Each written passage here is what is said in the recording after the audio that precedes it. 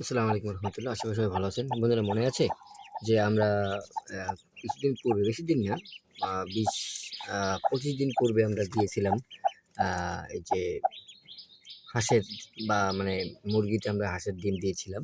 দেখেন সেগুলো বাচ্চা ফুটে বেরিয়েছে। আমি গুনছি, দেখেন কতগুলো হয়েছে। এখানে ৩টা, নিচে নেবে না, ৩টা, ৪টা, ৫টা, ৬টা,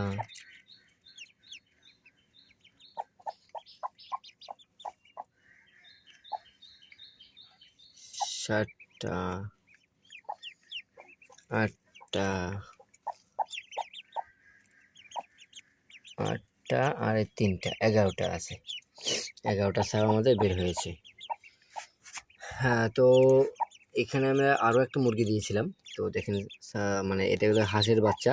আমি ওই আপনার ওই কী বলে, মুরগিতে হাঁসের আবার ডিম দিয়েছিলাম। আপনারা এখানে মুরগিতে ডিম দিতে পারেন, তো কোনো ব্যাপার না।